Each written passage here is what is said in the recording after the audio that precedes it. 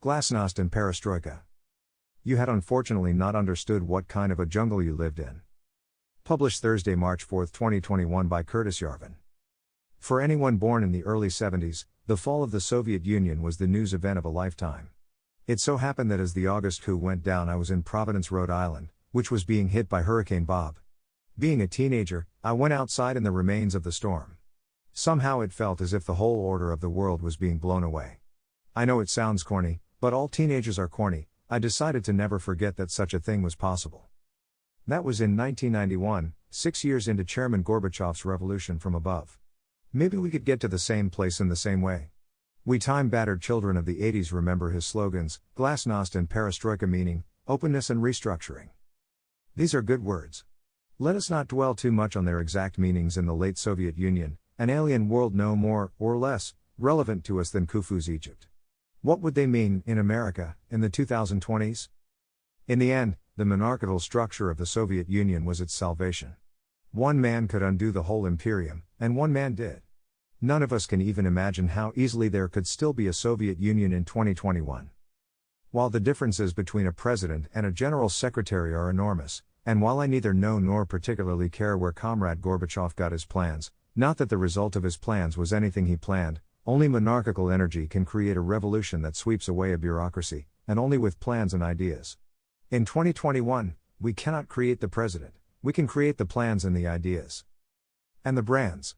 These words, Glasnost and perestroika, openness and restructuring, are excellent ones. What do they mean for us now? Whatever we need them to mean, so long as no one can fairly accuse us of torturing the noble English language. What do we need them to mean? We need them to mean the peacetime of ideas and the springtime of accountability. Maybe these brands are too corny, but the world has a place for corny. Glasnost means openness. Glasnost is a right and a responsibility. When you exercise the right while observing the responsibility, you are contributing to Glasnost. When you exercise the right while ignoring the responsibility, you are undermining Glasnost. Gorbachev's fundamental idea was that transparency is not treason. When you express the truth as if it was an attack on the regime, you are supporting the regime, because you are reinforcing the idea that transparency is treason. Actually, as a dissident, you are just saying how it is, so you should say it as if you were just saying how it is. How it is how it is, and the regime is perfectly secure however it is. The idea that telling the truth is an attempt to recruit anti-Soviet resistance is a typically Soviet idea. Doesn't the KGB have a paramilitary force of 40,000 ninjas? How can they be worried about a bunch of fat nerds in the library? As a dissident, you are not a traitor. Never fall into the trap of defining yourself as a traitor. Never imagine that you're trying to recruit an anti-Soviet resistance network. While we may have no Gorbachev to set us free, at least not yet, we are not mice, and we know in what direction freedom lies. It is not the direction of Conrad's secret agent. A dissident is always the ultimate patriot. If he is lucky, when his body is rotting like a fish and his dick is a noodle, a bunch of kids who don't know shit from Shinola will heap him with worthless medals. Then he will go to his dialysis date. Thanks, kids. The best thing about Glasnost is that Glasnost is Boolean. The idea of Glasnost is that no idea is dangerous. We reject entirely the concept of harmful thoughts. We promise not to pay any respect to this idea in our words or actions. This is a Boolean commitment. Statements of fact may be true or false.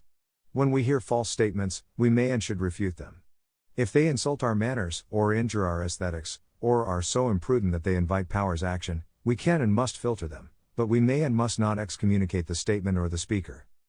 Glasnost is utterly inconsistent with the concept of blasphemy or thought crime. We cannot take these ideas seriously, not even to accuse our enemies of them. Also, all 21st century political ideas are linked to 20th century crimes against humanity. Humanity has been committing crimes against humanity since Cain was a little boy. And in this passion we have always used the most devilish devices that come to hand. But in the world peace of a rotting world empire, there is no war and can be none, and a word is just a word, an idea is just an idea.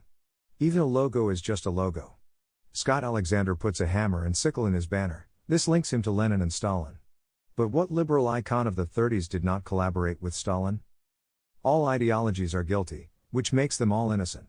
The truth is that it is the war that develops the ideology of killing. At war, every religion starts growing fangs. The unity of Zen and war extends to the farthest reaches of our holy struggle. Yet Glasnost is anything but the freedom to shitpost. The spirit of Glasnost, at least, 21st century American Glasnost, is a responsibility as well as a right. If Glasnost cannot be done at the highest level of taste and quality, it must not be done at all. No idea is dangerous. Many ideas offend power. It always turns out that the ideas which are illegal, because they are dangerous, are the ideas which offend power. But since power is powerful, to offend it is not to endanger it. Nothing can endanger it. Therefore, when in the spirit of Glasnost we state these ideas, we have a special duty not to state them as if they threaten power, for truth is not treason. Glasnost is the right to express any idea, and the duty to express it in the coziest, most harmless way. Actually, when you suggest that your idea is dangerous, you are a collaborator, for this is exactly the official thinking of the regime. There is no information war. If there was, it is over. The regime won. It always does. The end of war is peace, and in peacetime, no idea is a bullet. When I have ideas that remind me of the bullets of the late war, I go out of my way not to cast them in brass. In particular, I never advocate anything at all. This is the spirit and strategy of Glasnost, not one of tension, but of relaxation. We are entering the peacetime of ideas. But how can we have peace, when some DOOD stole Nancy Pelosi's podium? Shirley Belzec is just around the next bend in the tracks. The peacetime of ideas is when nothing matters. We cannot avoid this fate, it is already here. Suppose we learn that the Salvation Army killed JFK, it wasn't actually the Salvation Army but an undercover radical offshoot. The Salvation Corps apparently some kind of a morals thing, different time, man, is that an amazing historical fact? It is. Does it tell us anything useful about America today, the presidency or the Salvation Army? Nah. It just tells us that 1963 was whack. Which we already knew. It's still cool, though. This and only this is the true spirit of Glasnost. Alas, I have no evidence for this false, but incendiary charge. But plenty of other whack things happened in 1963, and all the people that did them, and all the people they did them to, are dead or in a home. For the purpose of some Ciceronian prosecution, 1963 might as well be 1963 BC. Many ideas do offend power. No ideas threaten the powerful, because the powerful, having power, have nothing to worry about. The closest ideas to being dangerous are ideas that the strong should abuse the weak. Power can do nothing about these ideas, because by definition the strong have power. How does Glasnost actually happen? Glasnost is a praxis. It happens because we do it. You are participating in it now, of course. Every dissident is practicing Glasnost before Glasnost. It is as safe as possible. I would not call it safe. Christopher Caldwell has done good work in tracing the legal roots of the American total state. It turns out that once power can make words illegal, ideas will eventually become illegal as well. While the idea of using power to regulate the public mind has been a thing since World War I, always going under the name democracy, a word more properly applied to the opposite causality. What this means is that Glasnost must remain a dangerous game until the old freedoms, and the old pre-1960s legal regime of de minimis non curat lex, can be restored, another regime complete problem. Unless you're a natural liar, silence is the only safer thing. But Glasnost as a legal reform, Glasnost in power, as in Gorbachev's day, is impossible until the spirit of Glasnost is alive in the land. Only dissidents can spread that spirit. No, it is not completely safe, but what is? But what about my idea of regime change? Isn't that a dangerous idea? Nah. We are just talking about a little restructuring. Gorbachev brought down the Soviet Union. But Gorbachev was still a savok. When Gorbachev talked about restructuring, he meant that the Krasnoyarsk lumber factory should report to the Siberian Regional Authority, or something. Little did he know how much restructuring was about to happen. American perestroika is a simple idea. America has an unaccountable government, to be exact, an unaccountable civil service. You can call it the deep state if you're a boomer, or the administrative state if you're a law professor. Perestroika is any restructuring that renders the whole American government accountable. My view, because I'm an idiot, is that the obvious way to make this large organization accountable is the way all other large organizations in the world are held accountable, at least, all the functional ones. This is by putting one person in charge of it and making that person accountable. If you know some other way, I'm all ears, and so are a lot of other people. But for my fellow idiots, all American perestroika means, to me, is giving the deep state a boss. The real meaning of perestroika is that the American government will never serve the American people until it becomes a top-down organization managed by someone who is responsible to the American people, not a bottom-up, process-driven organization responsible to no one at all. And if the boss doesn't have the power to fire the whole company, he isn't the boss. My old co-founder used to threaten to do this about every 6 months. Certainly the easiest way to turn a bottom-up, unaccountable organization into a top-down one is to fire the former and hire the latter. This is not always the best way, but it is often the best way. It is especially likely to be the best way after a prolonged period of unaccountability. If it's not an option, perestroika isn't real. Also, whole means not just the formal government, but all power centers essentially, all nonprofits and monopolies. It is not just the federal government, or the American government, that needs to be restructured, it is America as a whole. The most important decisions in American governance are taken outside of the government proper. If we commit to only restructuring the formal government, we miss most of the problem. The 20th century believed it had a solution to the ancient problem of qui custodiet ipsos custodes. It had created all sorts of self-watching watchmen. It was okay that they were unaccountable, or, in 1930s parlance, independent. In fact, that was the whole point. If mathematics could be accountable only to mathematicians, and chemistry only to chemists, why should not journalism be accountable only to journalists? Education, only to professors of education. The CDC, only to the WHO. Harvard, only to Yale. Banking, only to bankers? Looking backward at the regime, seeing it as we expect to see it in the future, we will find all these towers of unaccountable, self-referential prestige absurd. But of course, the smartest people never stopped ending up at the most prestigious institutions. Most of which were somewhat real, some of which were mostly real, all of which were quite unaccountable. Math, at least, was probably fine. Math in the Soviet Union was fine. So the concept of restructuring, here as in Russia, can be quite far-reaching. It should not be frightening, though, because it is not a weapon. Perestroika cannot work, and cannot even happen, as a way for one side in America's class war to dominate the other. It can only happen as a peace measure. Its purpose is to end the Cold War by installing an authority that is dedicated to serving all classes. This can only happen if both sides consent to giving up their real or apparent power.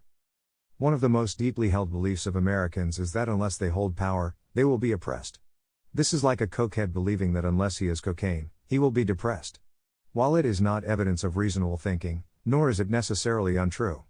And our thinker can marshal plenty of empirical experience to make his case. You would think that a good rebuttal would start with the objective observation that Americans have essentially no power at all over their government. Think again. They are also pretty oppressed. So this does not refute the hypothesis, but confirms it. How do you tell the addict that his malaise, which his only desire is to treat, is in fact the consequence of his desire, that accepting and embracing his powerlessness, to the point of unconditionally and irrevocably giving up all his power, just flushing the whole stash down the toilet, is the only real, though imperfect, cure for his depression? In our cold civil war we have the curious phenomenon of two sides, both of which are hopelessly addicted to power or its semblance, and each of which is convinced that the purpose of power is to prevent the other side from oppressing it. On one side, it does not work, on the other side, it is not necessary. How do you tell both sides to cut it out? For example, it is very important to Americans that women be able to vote. You would think the rational justification for this was that the addition of feminine insight would improve the already formidable decision-making capacities of Washington, D.C. While the argument could be made, nobody actually thinks that way. Instead, Americans think that women need the vote to defend themselves in the Cold War of the sexes.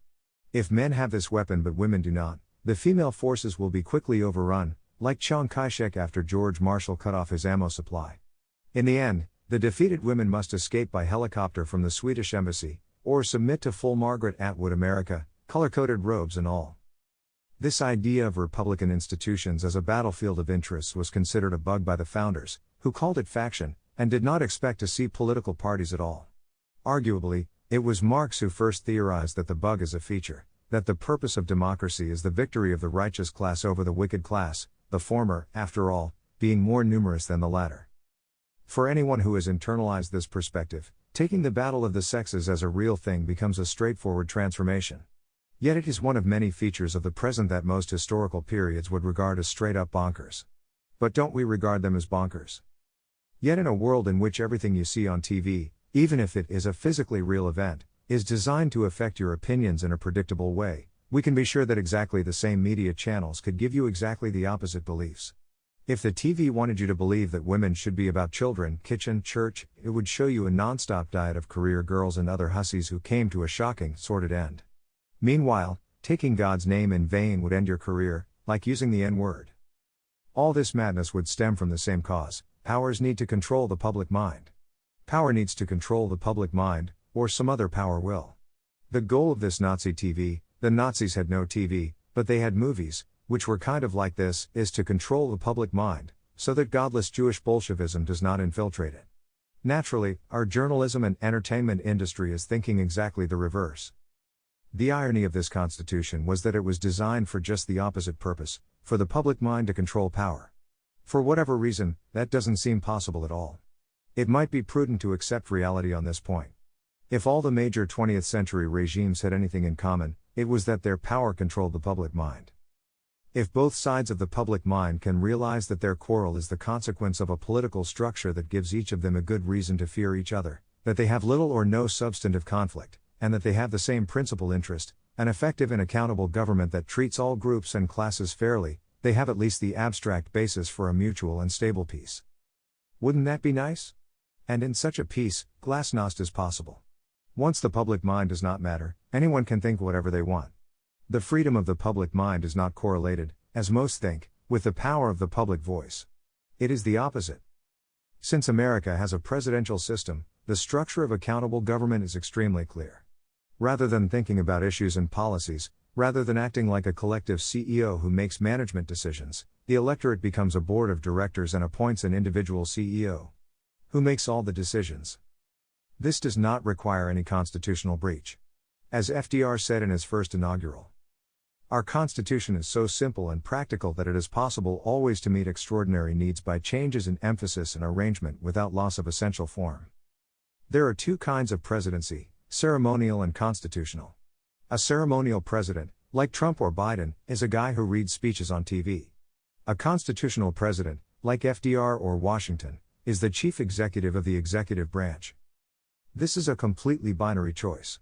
If the executive branch is the captive of the judicial and legislative branches, and must unconditionally obey the zillion-page bills of the latter as interpreted by the former, the executive branch is not an equal branch of government, but a subordinate branch, and the president is a ceremonial head of state, whose most important role is really the legislative role of the veto.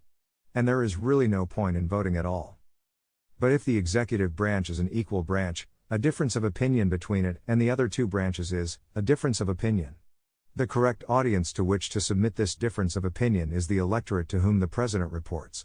The executive branch is the government, and this constitutional president is in charge of it. Otherwise, why did anyone vote for him? Did they think it was a game show? The voters have a simple way to make the government accountable: elect a candidate who promises to be a constitutional president. If he wins, who's going to stop him? FDR didn't even have a mandate for his monarchy, he ran on a platform of limited government. As a Machiavellian, I wouldn't recommend being that Machiavellian. Just tell people what you're going to do, and if they don't like it, not to vote for you.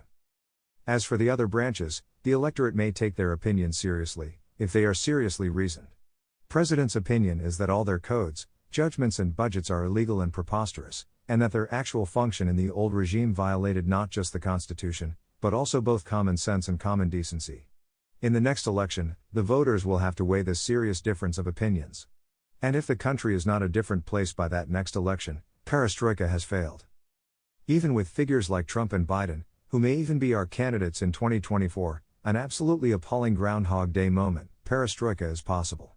While neither of these individuals is personally competent to manage a gas station, either could pick a capable young CEO, totally stoked for history's biggest turnaround job, as their VP, and spend the next 4 years playing golf and doing photo ops, as is the holy custom.